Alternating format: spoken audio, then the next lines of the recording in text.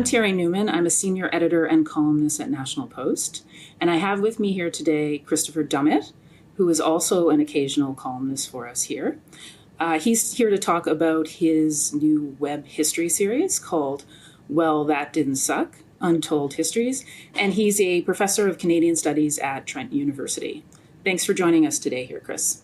Thanks for having me, Terry. So the first thing I want to ask is, why did you decide to create this project? Two things. One, I've wanted to do this for years, and I think it's a great project. And the second point is someone, a very generous person, donated a substantial amount of money to the university and said they wanted to support Canadian history. And then I was tasked with thinking, well, what would you do if you were to do that? And my suggestion was that we should create a series of videos that were made for the 2020s, that weren't made for cable television in the 1990s, that were like very much of the moment, that were just to kind of were for a kind of YouTube generation. So that's what I wanted to do.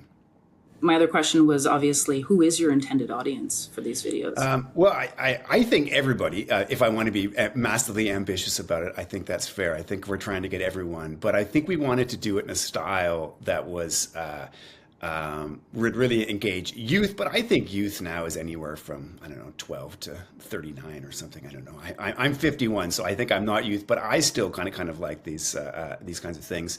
And we wanted to get people in particular who wouldn't necessarily think, oh, you know what I want to watch? I want to watch a Canadian history video, because that's not frankly, that's not even me sometimes. Like when I scroll through Netflix and I see the Canadiana section, I act like a 10-year-old whose parent tells them they should eat their vegetables. Even though I love Canadian history, I love Canadian content, when someone tells me it's Canadian, I just think, I don't want that. So what I wanted to do was take the best stories, these great stories from Canadian history, but kind of just tell them because they were great stories, not because they were Canadian. So that's what we were going for. I think it's a great idea. And of course, the first web series cast is just under 5 minutes long. I'm assuming the rest of them will be as well. Yeah, there's different sections. So there's like each kind of little short documentaries, about 5-minute documentary. And then we do little kind of 50-second trailers and, 20-second teasers. So it's anywhere from, you can watch it on TikTok, or you can watch it on Facebook, or you can go right to the YouTube channel. The YouTube channel is the home of it, but it's all there. And depending on the depth you want of each story, you can get the 5-minute version. And of course, if you want more than the 5-minute version, we give it in the YouTube descriptions kind of links to go and find, more things to read if you're really fascinated about it. And so the first episode I was quite interested in as well. It's about Joseph Howe, who before becoming a politician, and not everyone may know this, was a journalist and for the Nova Scotian. And he got himself into a bit of hot water with the police and some politicians in Nova Scotia. He decided to publish some incriminating information about them and the money they took. And they decided to charge him with seditious libel.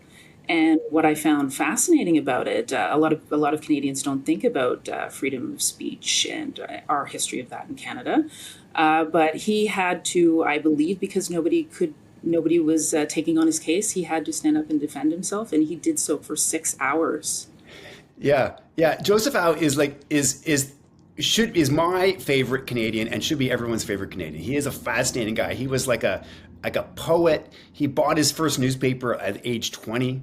And with another friend of his, and then got to another one. He would go around selling subscriptions to his newspaper by like going up and down the little roads of Nova Scotia before there were roads on a donkey to collect money to make sure he had the money to do it. And what it meant, though, is that in each and every town, he'd stop, he'd have tea, he'd probably have something stronger with the locals, so he knew the place like anything. But in 1835, there's this whole scandal in Nova Scotia about corruption at the way the government works. And he's publishing on this. And he's a guy who really supported the system, but he just was convinced by the evidence. And the problem was, if you're charged with seditious libel, the truth was not a defense. and Howe tries to get lawyers to take it on his case, and they won't take it on. And so he studies up and he defends himself. And I read the full transcript of this thing, and he's so amazing that even though the truth wasn't a defense, he ends up turning it around him, and the jury ends up coming out on his behalf. And it's a pretty pivotal moment in making this case for freedom of speech, but freedom of the press as well. I'm sure that our readers are going to love it. Now, you said this is available on YouTube, your series? Our YouTube channel, you can just Google now the very interesting title we've got as Well, That Didn't Suck, and we're hoping you agree with us. And so far, people seem to agree. You can get that on YouTube as the main channel, but you can get it on Facebook, Instagram, and TikTok too. And is your series already available online? Yeah, it's already there. We've got the first episode there, and the second episode is coming this week. All right. Well, I want to thank you for joining us today and letting our readers know where they can find it. I think we can all use a little bit more history in our lives. Yeah, for sure. Thanks so much. Thanks, Chris.